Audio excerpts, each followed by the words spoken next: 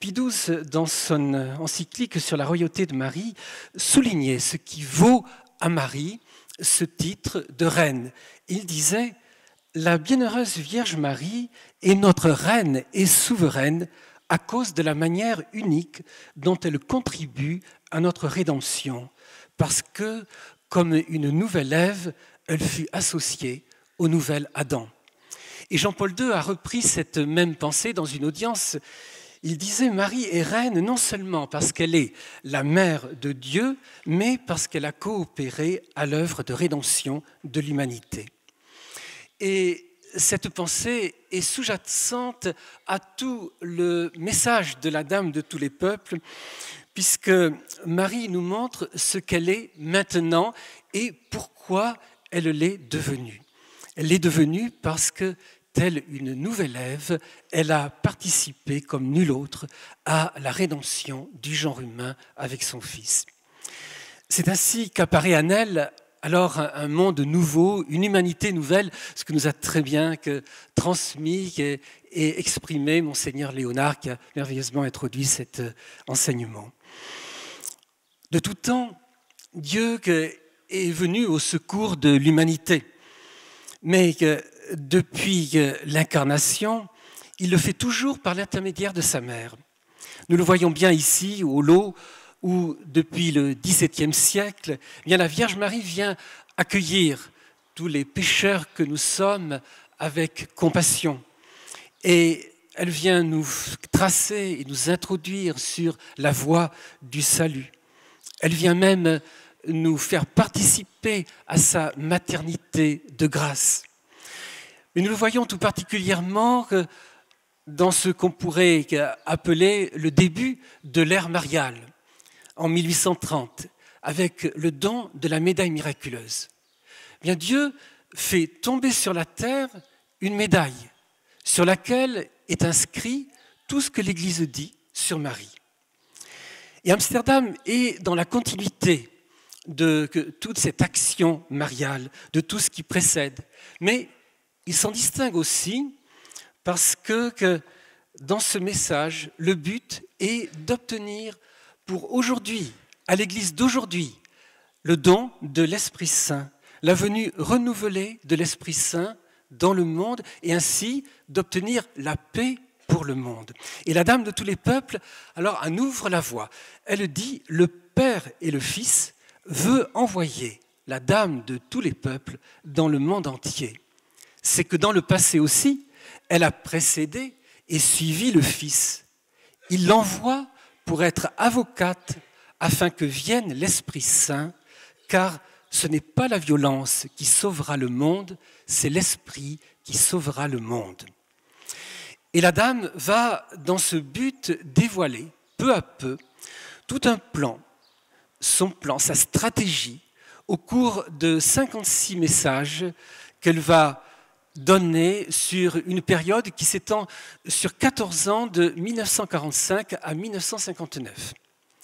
Et c'est une Hollandaise, Ida Perdeman, qui les reçoit. Elle a 40 ans lors de la première apparition qui a lieu dans sa propre maison à Amsterdam le 25 mars 1945. Alors pour vous présenter ce message, je vais surtout laisser parler la Dame, Notre-Dame, qui va nous expliquer elle-même la part qu'elle prend à la rédemption de son Fils et celle qu'elle attend de nous, celle qu'elle nous demande de prendre. Et puis j'essaierai d'évoquer l'impact que cela peut avoir sur notre temps. Dès la première apparition, Marie se présente comme la Dame. Tu peux, dit-elle à la voyante, dire la Dame de tous les peuples ou mère de tous les peuples. Et ce terme de dame est la traduction pour le hollandais de Frau, qui veut dire femme, mais avec une nuance de solennité, de souveraineté, de noblesse. Et c'est un terme, un titre foncièrement biblique qui est mis en lumière par 4 passages de l'Écriture. Le premier se trouve dans le livre de la Genèse. La femme te meurtrira la tête au serpent, et toi, tu lui meurtriras le talon. La tradition voit dans cette femme la nouvelle Ève, Marie, qu'on représente parfois tenant dans la même main avec son fils, avec la main de son fils tenant la lance qui écrase la tête du serpent. Marie a un rôle actif dans cette rédemption. Et ce rôle ne se limite pas ni à quelques instants de son existence terrestre, ni à quelques moments, ni à son existence terrestre elle-même. Elle s'étend à toute sa vie et se prolonge tout au long de l'histoire de l'Église. Et c'est ce que explicite la dame. Elle dit « Non, Satan n'a pas encore été expulsé. Dieu envoie à tous les peuples la dame de tous les peuples. Elle vaincra Satan comme cela a été prédit justement dans la Genèse. » Dès le début de son existence, Marie, en effet, est prise dans ce combat contre Satan. Et elle y coopère en embrassant totalement la volonté de Dieu. C'est une volonté de salut. Elle coopère en se livrant corps et âme, totalement, de tout son cœur, à Dieu, Créateur et Père. Et quand elle devient mère, alors aussitôt, elle se dévoue au service de ce plan de salut. Le Concile dira dans une dépendance totale avec son Fils. La dame le confirme par une phrase lapidaire. Elle dit « Co-rédemptrice, je l'étais dès l'Annonciation ». Cette coopération de Marie, cette co-rédemption est donc constante. Et la tradition, et c'est ce que précise Jean-Paul II lors d'une audience quand il dit « Le concours de Marie s'étend à la totalité de l'œuvre salvifique du Christ. Marie, de tout temps, ne fait qu'un avec son Fils. » Le deuxième moment où apparaît ce terme de femme, c'est à Cana. « Femme, que me veux-tu » demande Jésus. « Mon heure n'est pas encore venue. » Sa mère dit à ceux qui servaient « Tout ce qu'il vous dira, faites-le. » À Amsterdam, la dame commente cette scène. La dame de tous les peuples a parlé et parle de par la volonté du Seigneur Jésus-Christ, là où il est. D'ailleurs, est-ce que le Seigneur Jésus lui-même n'a pas attendu pour son grand miracle?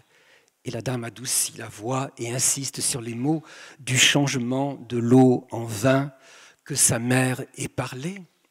Il allait faire le miracle, mais a attendu que sa mère parle. Jésus ne fait rien sans sa mère, et elle-même ne demande qu'une chose, que l'on fasse ce que Jésus dit. Ce titre de dame est scellé à la croix. « Femme, voici ton fils ». La dame dit « Le Seigneur est créateur, a choisi entre toutes les femmes Myriam ou Marie, pour devenir la mère du Fils divin.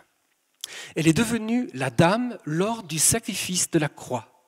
C'est lors du sacrifice de la croix que le Fils a donné ce titre pour le monde entier. Marie, dès ce moment-là, en effet, n'est plus seulement la mère de Jésus. Elle est devenue notre mère, ma mère, pour chacun de nous, qu'elle a enfanté à la vie nouvelle, à la vie du Christ. Dans son cœur, elle nous a chacun reçus, tous, dans ses bras, à ce moment-là. Les hommes sont confiés à la mère, dit-elle à Amsterdam, pour bien justement que l'on comprenne cette universalité de sa maternité.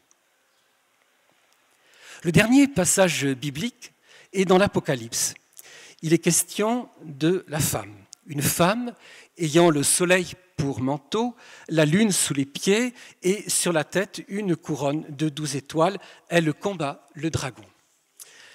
La tradition reconnaît dans cette femme autant Marie que la figure de l'Église elle-même.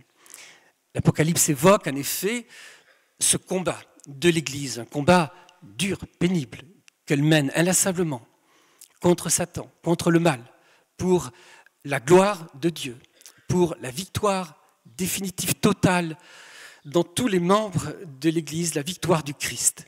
Et elle le mène toujours sous la conduite de Marie. Alors ce seul titre et les éclairages qu'en donne la Dame de tous les peuples nous fait déjà pénétrer en profondeur dans le mystère même de Marie et nous fait entrevoir combien elle a coopéré à cette œuvre de salut, cette œuvre du Fils. Et tout cela va être repris de façon plastique dans cette image sous laquelle elle se représente de la Dame de tous les peuples. Et elle va donner des instructions très précises pour que l'on puisse peindre cette image telle qu'elle. Tout d'abord, dans la première partie de l'image, on voit la Dame qui est devant la croix. La croix est solidement plantée dans le monde. Elle dit dans le milieu du monde. Et qu'elle appelle dans un autre message la croix le centre du monde. De la croix, nous le savons, vient le salut. C'est la croix qui nous accompagne depuis notre baptême jusqu'à la résurrection. De là vient le salut. De là vient aussi notre pouvoir, c'est-à-dire de notre participation à la croix du Christ. Et la Dame va le développer par deux autres éléments de cette image. La ceinture qu'elle porte. Et elle dit, c'est comme le linge qui ceint les reins du Fils. Et elle montre à Aïda même comment elle le met, comment elle noue ce pagne. Et puis, l'image traduit cette offrande de Marie à la croix par la marque des plaies qu'Aïda voit dans les mains de la Dame. Et la Vierge Marie dit une chose surprenante. Elle dit « c'est que j'ai souffert avec mon Fils spirituellement et plus encore physiquement ». Personne, en effet, n'a été plus uni à Jésus que Marie. Et que cela, paroxysme de cette œuvre, c'est-à-dire à la croix. On peut peut-être le comprendre quand on pense à la souffrance de grands mystiques stigmatisés, comme saint François d'Assise, Padre Pio, Marthe Robin, Thérèse Neumann. Nous avons même des photos de cette souffrance qu'ils ont portée dans la participation à la passion du Christ. Alors, combien plus nous devons le dire de la Vierge Marie. Dans cette deuxième partie de l'image, on voit aussi 3 rayons qui tombent sur les brebis. Et la Dame dit, ce sont les rayons de grâce, de rédemption et de paix. Par la grâce de mon Seigneur et Maître, le Père, dans son amour pour l'humanité, a envoyé comme Rédempteur son Fils unique dans le monde. Tous deux veulent à présent envoyer le Saint, le vrai Esprit, qui lui seul peut être paix. Donc, grâce, rédemption, paix. Ces rayons nous rappellent ceux de la médaille miraculeuse. Et ils traduisent en image la médiation universelle de la Vierge Marie. Ils nous font comprendre aussi que cette médiation est intrinsèquement liée à la corédemption. Déjà, à travers cette représentation, nous pouvons comprendre 2 choses essentielles. D'abord, que Marie, parce qu'elle a coopéré à l'œuvre du Fils, dans sa souffrance, la partager, eh bien, peut nous transmettre ainsi toute la grâce de son Fils. Mais nous apprenons aussi quelque chose pour nous, c'est-à-dire que toute souffrance, d'où qu'elle vienne, qu'elle soit causée par nous ou par d'autres, toute souffrance, d'où qu'elle vienne, peut également porter au monde la rédemption, la grâce, la bénédiction, dans la mesure où nous l'unissons à celle du Christ et nous l'offrons par amour. Et la 3e partie de l'image découle des 2 premières. La Dame a les pieds posés sur le globe, sur le milieu du monde. c'est qu'elle intercède pour nous. Elle plaide notre cause. Elle nous défend du mal. Elle est notre avocate. Alors, ce que l'image ne montre pas, mais qui est implicite dans ce message, et ce sur quoi insiste beaucoup la voyante, c'est la lumière qui accompagne, enveloppe la dame dans chaque apparition. Et c'est exactement la même chose qui s'est passée ici avec Benoît Rancurel. Vous voyez une lumière éblouissante qui sortait du visage de Marie et de ses habits, de sorte qu'elle ne pouvait même pas remarquer les traits de la Vierge Marie. Et ce n'est pas un hasard si la première apparition de la Vierge Marie à Ida n'avait que 12 ans à ce moment-là, c'était exactement le jour et même l'heure où elle apparaît dans cette lumière à Fatima, le 13 octobre 1917. La femme entourée de soleil. Marie est enveloppée de soleil parce qu'elle est enveloppée de l'Esprit Saint. L'ombre de Dieu la couvrit, cette ombre qui est lumière, qui est puissance de Dieu. Et la dame dit, l'Esprit Saint a irradié la dame de tous les peuples. Il est la force qui a inondé de lumière la dame. Alors si Marie est en mesure de nous obtenir la venue renouvelée de l'Esprit Saint, c'est parce qu'elle est elle-même inondée, imprégnée de l'Esprit. Et elle le fait comprendre d'une façon originale à la voyante. Elle lui demande de toucher sa silhouette telle qu'elle se présente à elle. Et elle lui dit, « Tu distingues nettement mes mains, mes pieds, mon visage, mes cheveux et mon voile, mais tout le reste est flou. » Et elle ajoute, « Le reste, c'est l'esprit. » La dame vient pour qu'avec elle, nous demandions l'esprit. Alors, ce que l'image ne peut nous montrer, eh bien, la prière va nous le dire. La dame donne une prière pour que cet esprit qui pénètre son cœur, tout son être, pénètre aussi nos cœurs. Elle dicte cette prière avec une grande solennité le 11 février 1951, le jour de Notre-Dame de Lourdes. Écoutons la voyante. La lumière que la dame a toujours autour d'elle se fait si vive que j'ai beaucoup de peine à la fixer. La dame élève les mains l'une contre l'autre. Son visage se fait tellement céleste qu'il n'y a pas de mots pour l'exprimer. Elle dit alors, prie devant la croix. La dame dit cette prière d'une voix tellement belle que personne au monde ne saurait l'imiter. Elle insiste sur « à présent, dans envoie ton esprit sur la terre » et sur tous, dans fais habiter l'Esprit Saint dans les cœurs de tous les peuples. Et elle ajoute « Cette prière est tellement simple et courte que chacun peut la dire dans sa propre langue et devant sa propre croix. Et ceux qui n'ont pas de croix, qu'ils la disent à eux-mêmes. » Et la dame attache une immense importance à ce que nous disions cette prière. Pensons que Dieu emploie toujours des moyens simples pour venir en aide, des moyens qui semblent totalement disproportionnés face aux défis qu'il s'agit de relever. Pensons simplement à la médaille miraculeuse ou dans l'Ancien Testament au personnage de Naaman.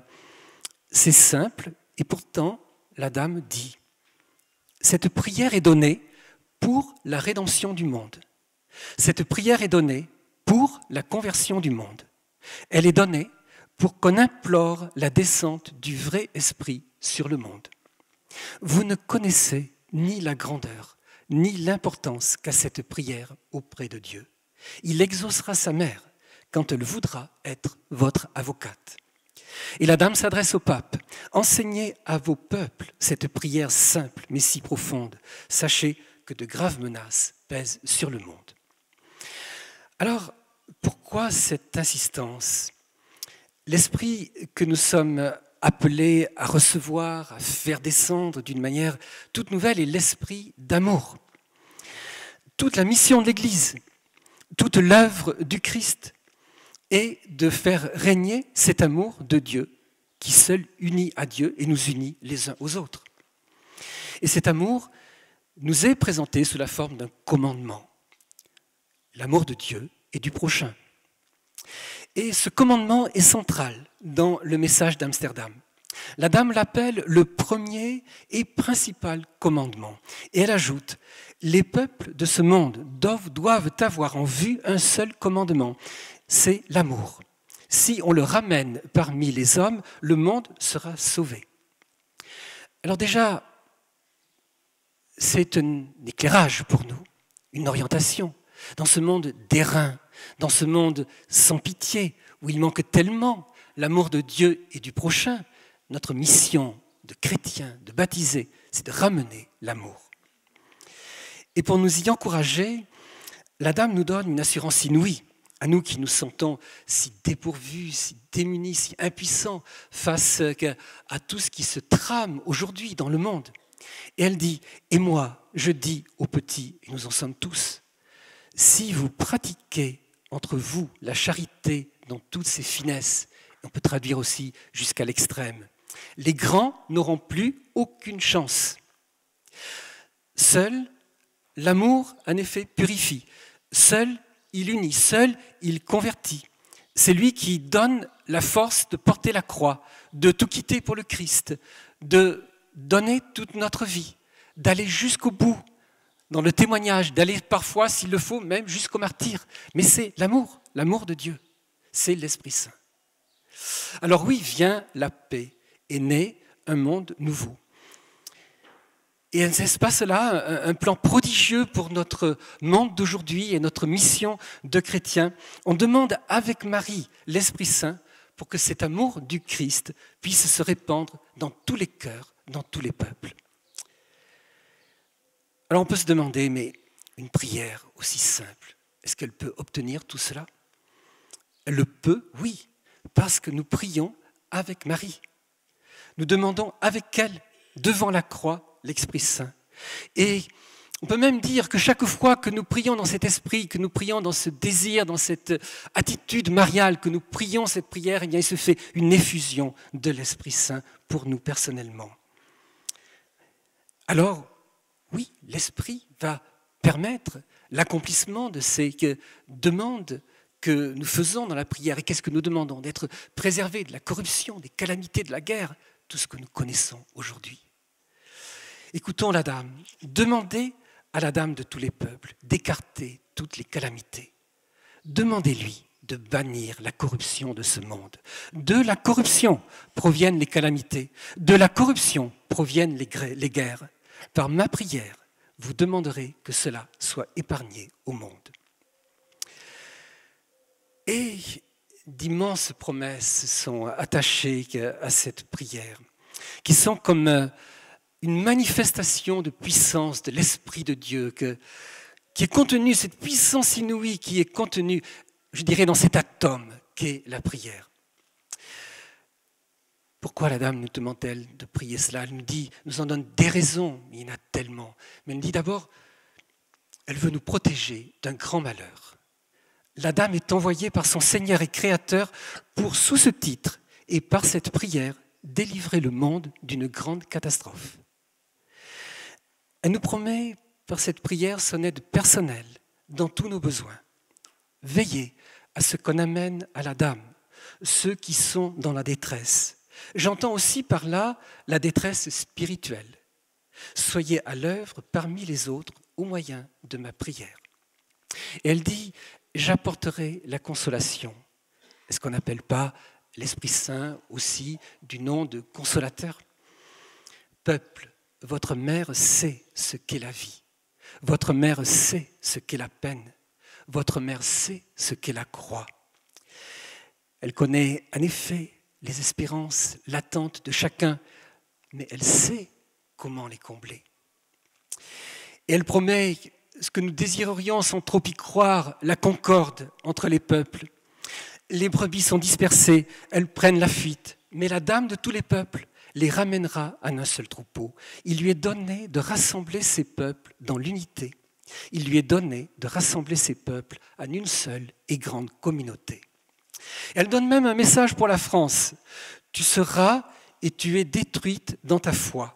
France, et à présent je m'adresse au plus grand. Tu sauveras ton pays, tu ne le sauveras qu'à condition de ramener le peuple à la croix et à votre dame, à la dame de tous les peuples. Alors, comment s'y prendre? D'abord, il nous faut savoir que nous sommes tous appelés à une telle œuvre. Et une expression qui revient souvent dans ce message, c'est « qui et quoi que vous soyez ». Demandez tous qui et quoi que vous soyez. Venez à la dame qui et quoi que vous soyez. Mais nous sommes interpellés dans notre propre liberté. Dieu ne force pas et Marie ne force pas. Tout à fait à la fin du message, elle dit « J'ai voulu porter un message grave et joyeux. J'ai montré à tous les peuples que l'obéissance et le libre arbitre doivent avoir la priorité. » Essayons de comprendre. L'homme a la liberté de choix et Dieu la respecte. L'erreur de ce monde est de penser que sans ce Dieu, eh bien, nous serons libres. Or, nous voyons aujourd'hui plus que jamais les multiples esclavages dans lesquels est tombée notre société d'aujourd'hui. Je pense à ce que disait, que j'ai entendu tout à fait par hasard, le troubadour de Marie, je ne sais même pas comment il s'appelle, Vince, qui parlait hier des faux dieux. Il disait, les faux dieux, ce sont ceux qui soumettent. Dieu ne soumet pas, il nous appelle à choisir par amour. Il nous interpelle dans notre liberté. Et l'homme est libre dans la mesure où il choisit librement d'aimer Dieu, dans la mesure où il adhère à sa parole, où il accomplit sa divine volonté, qui est une volonté d'amour, une volonté de salut. Et c'est pourquoi la dame associe liberté et obéissance. Il dépend de nous que vienne le vrai, le Saint-Esprit, que règne la paix dans le monde, que se constitue la civilisation de l'amour, une expression qui était chère à Jean-Paul II. Et c'est justement Jean-Paul II qui, le 8 octobre 2000, le jour où il a consacré au cœur immaculé de Marie le millénaire, eh bien, nous plaçait devant ce choix. Il disait « Aujourd'hui, l'humanité possède des moyens de puissance inouïs. Elle peut faire de ce monde un jardin ou le réduire à un amas de cendres. » Et j'aimerais dire, eh bien, la dame vient pour nous aider à cultiver ce jardin. Le vrai jardin, c'est que son cœur, c'est le jardin d'Éden. Mais elle veut que chacun de nous puisse être un tel jardin où l'esprit produit ses fruits de sainteté. Et elle donne des moyens, de nouveau des moyens étonnants, parce qu'ils sont simples. Elle s'y prend par la diffusion de cette image et de cette prière. Ce qu'elle appelle la grande action mondiale, elle va la définir encore comme une œuvre de rédemption et de paix. Et elle en explique, on pourrait dire, les modalités à la voyante par une image. Ida voit le globe recouvert d'une épaisse couche de neige. Et puis le soleil brille et la neige fond. Et la dame dit, de même que les flocons de neige tourbillonnent au-dessus de ce monde et tombent par terre pour former une épaisse couche, de même l'image et la prière se répandront sur le monde et tomberont dans les cœurs de tous les peuples. De même que la neige se dissout dans la terre, de même le fruit, l'esprit, viendra dans les cœurs de tous les hommes, qui prieront quotidiennement cette prière. Il demande en effet que l'esprit vienne sur le monde. Alors j'aimerais dire que cette forme d'apostolat porte une marque typiquement mariale.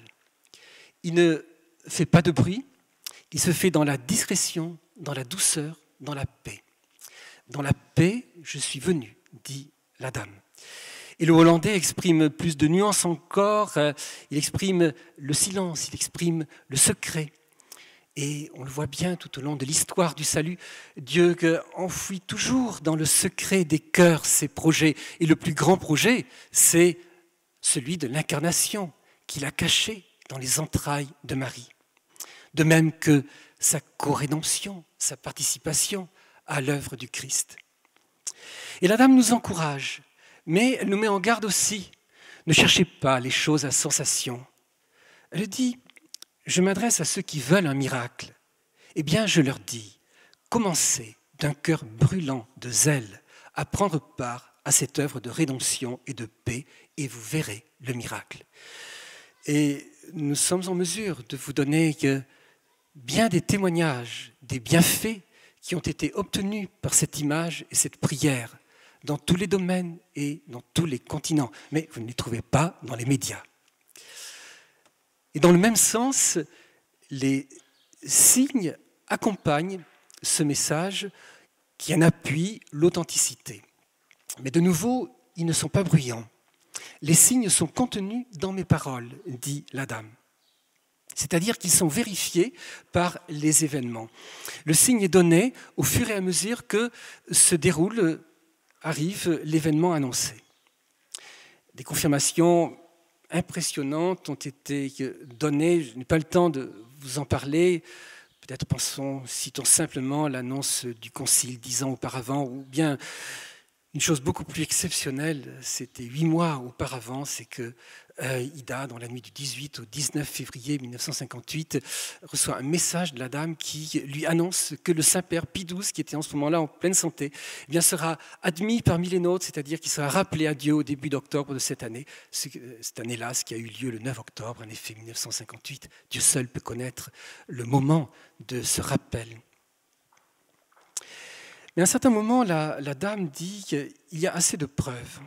Et n'est-ce pas déjà un signe suffisant que le choix de cet instrument qu'est Ida pour transmettre le message, c'est une personne toute simple. D'après les tests psychologiques qu'elle a passés, eh bien, elle est totalement dépourvue d'imagination. Et que c'est elle qui a été choisie. La dame lui dit, le Seigneur choisit toujours ce qui est faible pour ses projets grandioses. N'oublions pas, par exemple, que Catherine Labouré, dans ses 40 années de vie cachée, dans cet asile de vieillards à Enghien, eh bien, a permis le triomphe de la médaille miraculeuse. Et si la diffusion de cette image, de cette prière, eh bien, peut se faire, c'est sans aucun doute, grâce à l'offrande cachée, constante d'Ida tout au long de ces années jusqu'à son rappel à Dieu le 17 juin 1996. Et la dame lui avait dit, mais je mets dans ton cœur, toi, mon enfant, les enfants des hommes du monde entier. Et cependant, tout cela, l'image, la prière, la diffusion, les signes, tout cela n'est qu'une phase préparatoire. Tout cela est donné en préparation d'un dogme. C'est la première fois dans l'histoire mariale que la Vierge Marie demande un dogme. La médaille miraculeuse, c'était aussi une image et une prière, avait précédé et préparé le dogme de l'Immaculée Conception en 1854. Mais il n'y avait pas eu de demande expresse. La dame dit à propos de ce nouveau dogme, ce sera le plus grand et le plus important. Il doit conclure l'histoire mariale. Et la dame fait un geste, elle fait un cercle qu'elle ferme de sa main, qu'elle ferme avec un cadenas. Et elle dit, avec lui, la série des dogmes mariales sera complétée. C'est le 5e dogme de Marie, corédemptrice, médiatrice et avocate. Et le temps est venu pour cela. Il fallait, dit-elle, que le dogme de l'Assomption précède. Le dernier dogme, le grand, vient après. Et elle répète, il fallait que les autres dogmes précèdent celui-ci. De même que la vie devait précéder la dame de tous les peuples. Et elle explique, les dogmes qui ont précédé comprennent ou concernent la vie et le départ de ce monde de la dame. Et ce dernier dogme, certes est nouveau, mais il s'appuie sur l'ancien, sur tout ce qui précède, sur tout le développement théologique qui s'est fait. Et la dame le précise, dit à vos théologiens qu'ils peuvent tout trouver dans les livres. Je n'apporte pas de nouvelles doctrines, c'est bien les anciennes notions que j'apporte. Alors, pourquoi un dogme ? La dame nous en fait entrevoir des raisons. Elle dit d'abord, c'est son couronnement. Voilà, mon enfant, dit-elle, quelle est la volonté du Seigneur Jésus-Christ. Ce jour où le dogme sera proclamé, sera le couronnement de sa mère, la dame de tous les peuples, qui fut un jour Marie. Et puis, elle nous dit que par ce dogme s'accomplira la prophétie du Magnificat. Désormais, toutes les nations, toutes les générations me diront bienheureuse.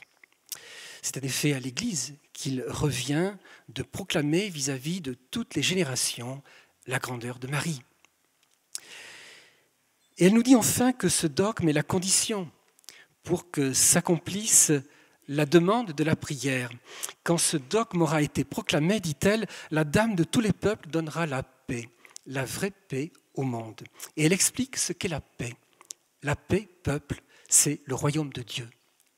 Est-ce que ce n'est pas cela que nous demandons dans le Notre Père quand nous prions que ton règne vienne?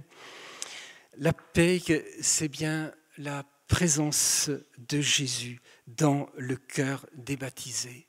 La paix est là quand le Christ, prince de la paix, règne dans le cœur. Ce qui est frappant dans l'ensemble de ce message, c'est l'urgence des temps. Dieu prépare patiemment au long des années, mais quand le temps est venu, il agit vite. Et on pourrait dire que cette sainte impatience de la dame parcourt tout le message. Le temps presse, c'est maintenant qu'il faut agir. Ce temps et notre temps sont des expressions récurrentes. Et elle n'en cache pas les obstacles, les difficultés. Elle dit que ce dogme sera l'objet de bien des combats, qu'il sera difficile à mettre en œuvre. Mais elle encourage aussi, n'aie pas peur, ne crains rien, aie confiance, même dans les moments difficiles. Elle s'adresse certes à la voyante, mais c'est à chacun de nous et à l'Église. Et elle insiste tout particulièrement vis-à-vis des responsables dans l'Église. Ils ne doivent pas hésiter, ils doivent agir. C'est Marie qui en assume la responsabilité. Elle porte la garantie que cela se fera. Mais elle compte sur nous. D'une certaine manière, elle ne fait rien sans nous. Au moment où le message est donné, la situation du monde et de l'Église n'était pas celle que nous connaissons aujourd'hui. Et pourtant, déjà en 1951, la dame s'attriste. On va laisser passer les années. Mais plus il y aura d'années, moins il y aura de foi. Autant d'années, autant de défections. Et elle ajoute, ce que nous constatons trop aujourd'hui, vous ne savez pas à quel point ce temps est grave et dur. Dieu seul sait à quel point Satan règne. Alors, face à l'urgence et à la dureté des temps, la dame demande à l'Église d'intervenir. Ce message a en effet une forte implication ecclésiale. Certes, il s'adresse à chacun de nous, mais tout particulièrement à la tête de l'Église. Dit au pape de tout préparer pour le nouveau dogme. Incite les théologiens à mener cette lutte. Et va trouver ton évêque. Et puis une phrase qui revient souvent, Église de Rome, saisis ta chance. Aussi, quand la dame nous parle, c'est toujours pour nous demander d'écouter le magistère, elle parle des encycliques, et pour nous relier à l'autorité ecclésiale. On le voit bien dans cette phrase à propos de la prière où elle dit « Il faut que les peuples en union avec l'Église, que l'on comprenne bien avec l'Église, prie ma prière ». Elle demande même que cette prière soit diffusée tout particulièrement à partir des monastères et des couvents. Alors bien sûr, c'est pareil, une évidence, c'est dans la logique même que la dame va nous conduire à ce qui fait le cœur de l'Église, les actes de Jésus même, c'est-à-dire les sacrements. Laissez les mains de la dame vous conduire au Seigneur à vos sacrements. Et le plus grand des sacrements, c'est la Sainte Eucharistie. On pourrait dire que tout l'effort de la dame de tous les peuples est de nous ramener à l'Eucharistie, car son message est foncièrement christocentrique. On le voit déjà par le choix de la ville d'Amsterdam. Et elle explique elle-même, si elle a choisi cette ville, c'est parce que c'est la ville du miracle. C'est-à-dire que 600 ans auparavant, le 15 mars 1345, il y avait eu un miracle eucharistique qui est commémoré tous les ans lors d'une procession, encore aujourd'hui à Amsterdam. Et Adam nous renvoie ainsi à l'essentiel, le cœur de l'Église qui est l'Eucharistie. Et elle l'appelle le grand mystère, le grand miracle de chaque jour, de chaque heure, de chaque minute. Elle nous fait une exhortation pastorale. Jésus s'est donné lui-même, non peuple, pas une idée, mais lui-même, sous les espèces d'un petit morceau de pain, sous les espèces du vin. C'est ainsi que le Seigneur veut venir parmi vous tous les jours. Prenez-le donc. Il vous donne l'avant-goût de la vie éternelle. Et Ida commande ces paroles telles qu'elle a pu les comprendre elle-même. Elle dit, lorsque la dame a parlé du petit morceau de pain, il aurait fallu que les prêtres voient ça. J'ai à présent une estime folle pour eux, non parce que je n'en avais pas avant, mais vous comprenez, elle s'adresse à son directeur spirituel, ce que vous devez être heureux d'être prêtre. N'ayez jamais de regret, le sacrifice en vaut la peine. Et le message se termine sur une vision grandiose qui n'est pas celle de Marie, mais qui est le triomphe de Jésus dans l'Eucharistie. Ce que l'Assomption de Marie annonçait et que la Dame nous demande de proclamer à travers ce nouveau dogme, eh bien c'est la victoire du Christ qui rejaillit d'abord sur sa mère. Et nous sommes tous impliqués dans cette victoire qui est une victoire eucharistique. Et nous y sommes impliqués à la mesure de notre lien avec la Vierge Marie, on pourrait dire de notre consécration à Marie. Car si Jésus a triomphé en sa mère, c'est qu'il veut maintenant triompher aussi par sa mère. Alors pour conclure, je prendrai une pensée du cardinal Bourque. Dans une conférence qu'il a donnée le 22 juillet dernier, il évoquait le centenaire des apparitions de Notre-Dame à Fatima et il disait « Le triomphe du cœur immaculé de Marie est d'abord et avant tout le triomphe de la foi. » À Amsterdam, la Dame vient raviver la foi en la présence de Jésus qui vit dans l'Église et qui reste avec nous dans l'Eucharistie. Alors, est-ce nouveau ? Oui et non. Il y a bien des éléments nouveaux, pensons seulement au dogme, mais c'est à la manière de cette parabole de l'Évangile concernant ce scribe qui tire de son coffre du neuf et de l'ancien. Il faut savoir garder l'ancien pour s'ouvrir à la réalité toujours nouvelle que fait surgir l'Esprit Saint. Et dans un message, la Dame disait « Le monde n'est gouverné par rien d'autre que par des idées. Rome apporte des idées, apporte de nouveau le Christ. » Et la Dame ne fait rien d'autre que de ramener le Christ au centre de ce monde, de le ramener au centre de notre cœur. Par le mystère de la foi, par l'Eucharistie, afin que l'Eucharistie devienne un mystère de lumière qui transparaisse dans notre vie, que nous devenions des âmes eucharistiques. Et la Vierge Marie ne le fait pas sous une forme catéchétique comme dans les apparitions précédentes ou les autres apparitions, même si dans son message il y a bien des impulsions pastorales, mais elle nous entraîne dans l'élan de son cœur, dans la dynamique de sa vie. Et c'est bien l'effet de la consécration, se consacrer à Marie, ça veut dire vraiment entrer dans ces rapports de Marie au Père, au Fils et à l'Esprit, et entre nous. Alors, essayons de nous mettre ainsi dans la mouvance de l'Esprit Saint et d'œuvrer ainsi pour la nouvelle évangélisation. Et que je voudrais simplement, pour terminer, citer une parole de la Vierge Marie qui nous fait allusion à toutes ces visitations dans le passé. Elle disait « Je suis venue dans ce monde sous toutes sortes de formes ». Et elle regarde le monde d'un air triste et secoue la tête de gauche à droite en disant « À présent, je le demande, cela a-t-il servi à quelque chose ?» Le Seigneur Jésus-Christ veut encore accorder une grande faveur au monde et c'est la parole, la voix de leur mère, la Dame de tous les peuples. Alors, nous voulons prêter l'oreille à cette voix maternelle. Nous voulons être attentifs à ce message qui est taillé justement pour notre temps, nous ouvrir chacun à cette grâce selon la mission que nous avons reçue.